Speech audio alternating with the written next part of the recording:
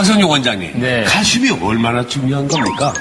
사실 뭐 칼슘이 이제 뼈를 구성하는 가장 중요한 어떤 그런 미네랄이긴 하지만 우리가 이제 그것만이 다가 아닙니다. 그래서 이게 근육이 수축하거나 심장도 근육이거든요. 그러니까 이런 게 수축하는데 아주 중요한데요.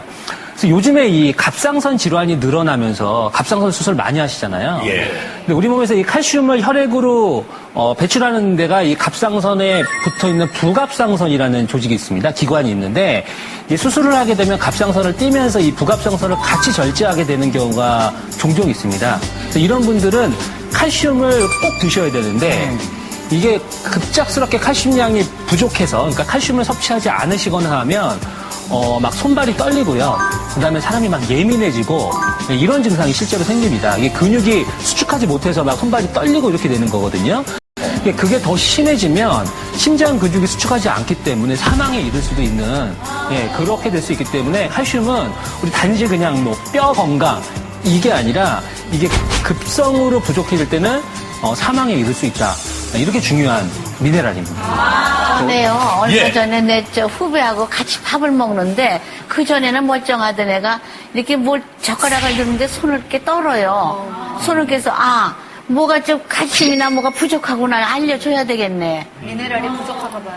그렇지? 네. 아까 미네랄이 이계호 교수님께서 말씀하셨던 게 전기 신호 보내고 하는 거 역할이라고 했잖아요. 역할이네요. 그러니까 우리가 이게 근육이나 신경 통해서 결국 전기 신호를 보내고 있기 때문에 그런 세포 안에 필요한 칼슘이나 마그네슘이나 이런 것들이 부족하면 떨리게 돼 있단 말이죠. 그러니까 그런 보충을 먼저 한번 생각해 보는 게 중요합니다. 눈꺼풀도 좀 떨리고. 네네. 근데 이제 칼슘이 부족하게 되면 이제 그런 신경 전달 쪽으로 가가지고도 좀 더 심해지면 말이죠. 지금 이제 암세포의 칼슘 농도하고 정상세포의 칼슘 농도를 분석해 보면 말이죠.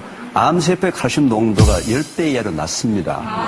그래서 이 칼슘은 굉장히 그 중요한 가장 기본적인 물질인데 사람들만 칼슘을 찾아서 먹는 게 아니고요. 아프리카의 그 엘곤 산에 가게 되면 말이죠. 코끼리 동굴이가 불리는 깊은 동굴이 있습니다. 굉장히 험악한 지역이 있습니다. 거기는 사람이 잘 갈 수도 없는 그 지역에 보게 되면은 1년에 말이죠. 몇 번씩 백 마리의 그 코끼리들이 줄을 지어가지고 그 험한 산길을 찾아가서 그 동굴에 가서 동굴벽을 막 뜯어먹고 있거든요. 그래서 이 과학자들이 하도 궁금해서 그 코끼리들이 파먹었던 그 동굴벽 속에 이제 그 있던 푸른 색깔이 나는 흙을 분석을 해보니까 그 속에는 말이죠. 놀랍게도 일반 흙보다는 칼슘과 나트륨의 농도가 약 100배 내지 200배가 높은 굉장히 순수한 광물질 토양이라는 게 밝혀졌거든요.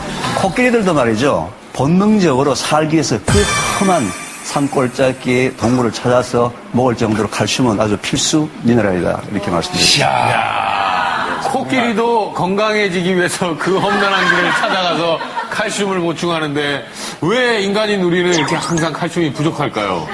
왜 그래요? 뭐 이유는 그렇죠. 뭐 일단은 뭐 바쁘다. 일단은 또 귀찮다는 핑계로 일단 식이 섭유량, 이 칼슘이 많이 포함되는 음식의 섭취량을 그 작은 부분이 현재는 가장 이제 그 큰 원인이고요. 특히 어린애들이 즐겨하는 콜라라든지 인스턴트 식품에는 인성분이 굉장히 많이 포함이 되어 있습니다. 근데 인성분은 우리 몸에서 칼슘을 바깥으로 배출해 나가는 역할을 하기 때문에 이런 그 인이 많이 포함된 콜라 같은 것들을 많이 먹는 경우에는 아이들이 성장도 못한다 할 정도로 또 중년들도 이제 칼슘 부족 현상이 일어나고 있고요. 예. 또 이제 현대인들을 보게 되면은 이 운동 부족이라든지 과다한 음주, 흡연 또는 고지방식, 스트레스 이런 걸로 인해 가지고 내가 칼슘을 먹었지만서도 칼슘의 체내 흡수율이 현저하게 떨어지기 시작합니다. 흡수율이 낮아서 이제 부족 현상이 생기는 거죠. 아니 그런데 흡수율도 낮죠. 거기다가 또 계속 빠져나가요. 나이가 들면서. 그러면 저희가 칼슘을 제대로 섭취 못했을 때 어떻게 되는 거예요? 여러 가지 증상이 이제 나타나는데 노벨 의학상의 후보자로 이제 올랐던 이 월렉 박사라는 분이 칼슘 하나가 부족할 때 무려 나타나는 질병의 가지수를 그분은 147가지라고 했습니다. 그럼 여러분 알고 있는 질병을 다 얘기 한번 해보십시오. 어떤 종류의 질병이든지 간에. 가장 대표적인 질병이 이제 뭐 당뇨라든지 성장장애, 뭐 여러분 잘 아시는 골다공증, 백내장, 뭐 골격 질환, 순환기 질환, 고지혈증, 갱년기 장애, 동맥경화, 고혈압, 비만, 뭐 얼마나 할까요? 예. 그만하셔도 될 것 같아요. 그 정도면 이제. 자, 서재걸 원장님, 칼슘이 이렇게 무서운지 몰랐네요. 실제 그 칼슘이 우리 몸에서 부족하면 아까 우리 박상조 원장님 말씀하셨던 것처럼 99%가 어디에 있다고요? 뼈에 칼슘이 있죠. 예. 그럼 거기 있는 걸 끄집어내서 혈액으로 끌고 와야죠.